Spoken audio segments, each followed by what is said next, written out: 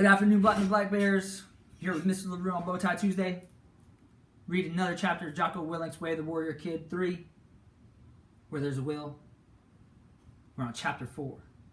I was super excited when Uncle Jake arrived, but I was also nervous. I knew he expected me to be doing awesome and everything. After all, I've continued to live the Warrior Kid code that I wrote after he taught me how to be a Warrior Kid. It says, 1. The Warrior Kid wakes up early in the morning. 2. The Warrior Kid studies to learn and gain knowledge and asks questions if he doesn't understand. 3. The Warrior Kid trains hard, exercises and eats right to be strong and fast and healthy. 4. The Warrior Kid trains to know how to fight so he can stand up to bullies and protect the weak. 5. The Warrior Kid treats people with respect and helps out other people whenever possible. 6. The Warrior Kid keeps things neat and is always prepared and ready for action. 7. The Warrior Kid stays humble and stays calm. Warrior Kids do not lose their tempers. 8. The Warrior Kid works hard, saves money, is frugal, and doesn't waste things. The Warrior Kid always does his best. 9. I am a Warrior Kid and I am a leader. When Uncle Jake finally arrived in a taxi from the airport, it was awesome to see him. He looked even stronger than ever.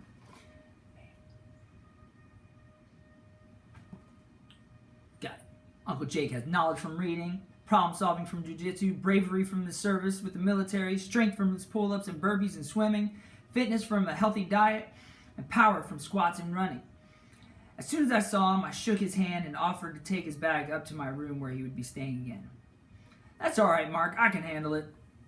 You look like you look like you're even bigger and stronger than before, I said to Uncle Jake.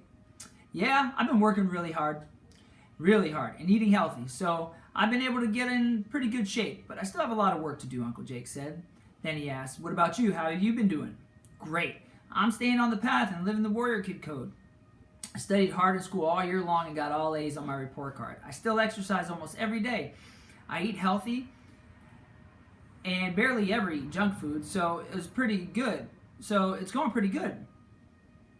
Of course, like you said, I have a lot of work to do.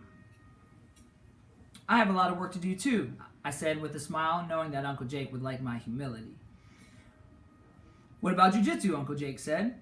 Yes, sir. I'm still training hard all the time.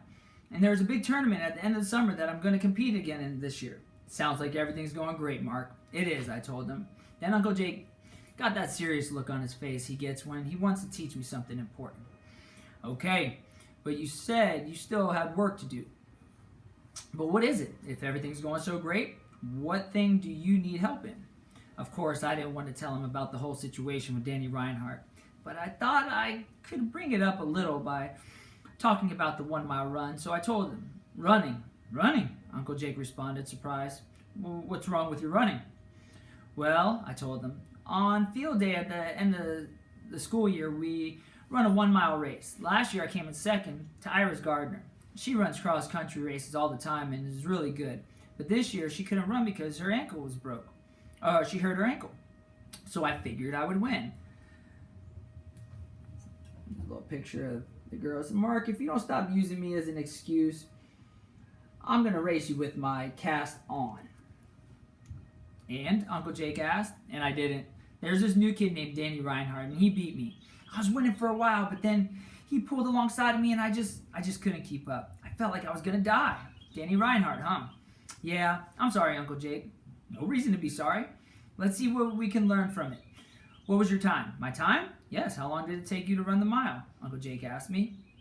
I'm not sure. You didn't time the race? He asked, puzzled. No. Have you ever timed how fast you can run a mile? No, Uncle Jake, I said. We just run against each other. If you win, you win. If you don't, you don't. Well, if we're going to get you better at running, we need to figure out how fast you can actually run. Okay, but I wasn't sure that I should say what I was about to say, so I stopped myself. But Uncle Jake knew better. But what? He said. Well, I was still unsure if I should say it. Well, what? Uncle Jake asked.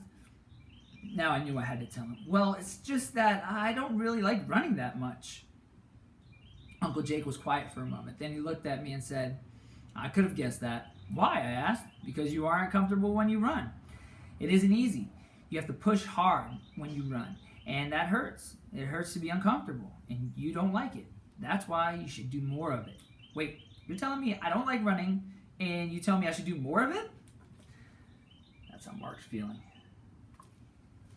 Exactly. If there is something that you don't like doing, something that makes you uncomfortable, you should do more of it. It'll make you better, and it'll also make you more comfortable at being uncomfortable. So, let's go for a ride.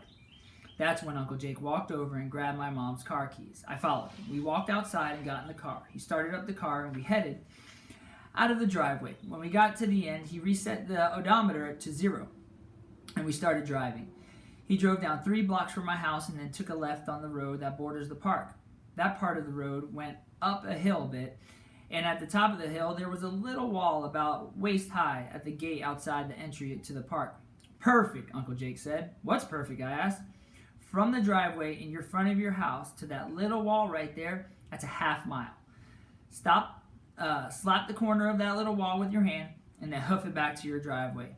That's a mile. Got it? Got it, I told Uncle Jake.